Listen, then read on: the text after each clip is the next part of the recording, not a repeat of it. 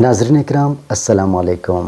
आज की वीडियो में हम बात करेंगे उर्दू के मशहूर शायर असदुल्ला ख़ान ग़ालिब की ख़ुतूत नवीसी के हवाले से।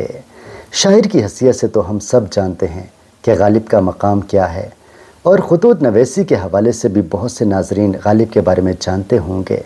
आज उनकी ख़ुतूत नवीसी की कुछ ख़ुसूसियात, या यूँ समझें कि एक मुख्तसर सा जायज़ा हम लेंगे। उनकी ख़ुतूत नवीसी को हम 3 ज़ाविये से देख सकते हैं, या 3 ज़ावियों से उनकी ख़ुतूत नवीसी का जायज़ा ले सकते हैं।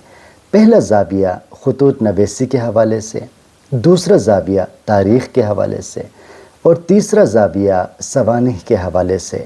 सबसे पहले ये जानने की कोशिश करते हैं कि ख़ुतूत नवीसी के मैदान में ग़ालिब के ख़ुतूत का क्या मकाम है। देखिए, ग़ालिब से पहले जो ख़त नवीसी होती थी वो इंतहाई पेचीदा होती थी। उसमें बड़े बड़े अलक़ाबात इस्तेमाल करते थे, उसमें मुश्किल ज़बान इस्तेमाल किया जाता था। मुख्तसर यह है कि ख़त लिखना हर इंसान के बस में नहीं था। इसके लिए भी मखसूस लोग होते थे, इसके लिए भी पेचीदा और मखसूस तरीक़ा होता था। लेकिन ग़ालिब का कमाल ये है कि उसने ख़ुतूत नवीसी को आम बना दिया। उसने बहुत ही आसान तरीके से ख़त लिखना शुरू कर दिया, और ग़ालिब को देखा देखी जो दीगर लोग थे उन्होंने भी इसी तर्ज को अपनाया और बहुत ही आसान तरीके से, सादा तरीके से ख़त लिखने लगे। ग़ालिब के ख़ुतूत की ज़बान की बात की जाए तो उस ज़माने में नसर की 2 अक़साम थी। एक फ़ारसी अमेज़ और मुश्किल नसर, और दूसरा जो फोर्ड विलियम कॉलेज का जो नसर था, बहुत ही सीधा सादा आसान नसर। ग़ालिब के ख़ुतूत को अगर देखा जाए तो ग़ालिब ने दरमियाना रास्ता अपनाया है, या हम यूँ कह सकते हैं कि उन्होंने नसर की इन 2 अक़साम को मिलाया है, और इन दोनों की आमेज़िश से उसने एक मुनफ़रद सा अंदाज़ अपनाया। यानी उसमें बहुत ज़्यादा सादगी भी है, बहुत ज़्यादा बेतकल्लुफ़ी भी है, और साथ साथ उसमें रंगीनी भी है। दूसरी बात यह है कि ग़ालिब ने ख़ुतूत को बिल्कुल मुकालिमा बना दिया। जब हम उनके ख़ुतूत पढ़ते हैं तो उनको पढ़ के बिल्कुल ऐसा फ़ील होता है, ऐसा लगता है जैसे जिसको वो ख़त लिख रहे हैं वो बंदा सामने बैठा हो। यानी इससे पहले, ग़ालिब से पहले ये तरीका राइज नहीं था। ग़ालिब का ये कमाल है कि इस तरीके को उसने राइज किया।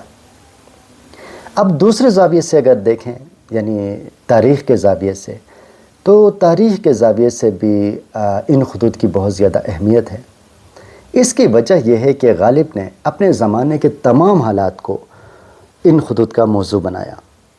उन्होंने जंग आज़ादी के हवाले से लिखा, उन्होंने अंग्रेज़ों के मज़ालिम के हवाले से लिखा, उन्होंने अपने पेंशन के हवाले से लिखा, उन्होंने जो उस ज़माने में जो सरकारी काम होते थे उनके बारे में लिखा। मुख्तसर यह है कि अपने ज़माने का उसने मुकम्मल तौर पे एक नक्शा हमारे सामने रखा है। इसीलिए मौरख़ीन को बाज़ औक़ात कुछ ऐसी मालूमात की ज़रूरत हो जो दीगर किताबों में ना हो, तो फिर वो ग़ालिब के ख़ुतूत की तरफ देखते हैं, और ग़ालिब के ख़ुतूत से वो मालूमात इकट्ठी करते हैं, और जो उनका काम है उसको मुकम्मल कर लेते हैं। अब आगे बढ़ते हैं, और सवानिह के लिहाज से या समानिह के ज़ाविये से अगर हम इन ख़ुतूत को देखें तो इससे ग़ालिब की पूरी ज़िंदगी भी हमारे सामने आती है। ग़ालिब ने छोटी छोटी चीज़ों का तज़किरा इन ख़ुतूत में किया है। इसीलिए एक मुसन्निफ़ ने इन्हीं ख़ुतूत के ज़रिए ग़ालिब की सवानिह भी लिखी है। यानी इसमें इतनी मालूमात हमारे पास मौजूद होती हैं कि इनके ज़रिए हम ग़ालिब की पूरी ज़िंदगी का पता लगा सकते हैं। तो ये 3 ज़ाविये थे। इन 3 ज़ावियों को सामने रख कर हम ये कह सकते हैं कि ग़ालिब के ख़ुतूत जो हैं वो दूसरे जो लोग हैं या दूसरे राइटर हैं उनके ख़ुतूत से मुकम्मल तौर पर मुनफ़रिद हैं। और ख़ुतूत नवीसी की बात की जाए तो याद रखें कि किसी भी शख्सियत को जानने के लिए ख़ुतूत बहुत अहमियत के हामिल होते हैं, क्योंकि जब कोई शेर लिखता है या कोई किताब लिखता है तो उसमें उसकी कोशिश होती है कि वो तकल्लुफ़ के साथ ख़ास जो वाक़यात होते हैं उनको छुपा कर भी लिख सकता है, और अपनी पूरी शख्सियत को ज़ाहिर नहीं करता। चूँकि ख़ुतूत ऐसी चीज़ें होती हैं कि उसमें इंसान तकल्लुफ़ नहीं करता, उसमें कुछ छुपाने की कोशिश नहीं करता, उसमें उसकी पूरी शख्सियत जो है वो उभर कर सामने आती है। اسی لیے خطوط کے ذریعے کسی بھی شخصیت کو سمجھنے میں بہت زیادہ مدد ملتی ہے۔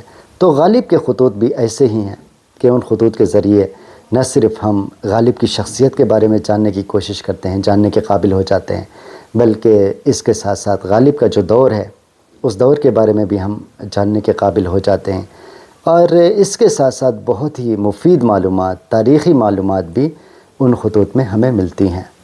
تو ناظرین اکرام، یہ تھی ہماری آج کی ویڈیو۔ مختصر طور پہ ہم نے غالب کے خطوط کی اہمیت جاننے کی کوشش کی ہے۔ تو آپ ویڈیو دیکھنے کے بعد ضرور اپنی رائے کا اظہار کریں، اور کمنٹ سیکشن میں اس ویڈیو کے بارے میں، ان معلومات کے بارے میں یا ان خطوط کے بارے میں جو بھی آپ رائے دینا چاہیں، ہم آپ کو ویلکم کہیں گے۔ بہت شکریہ۔ اللہ حافظ۔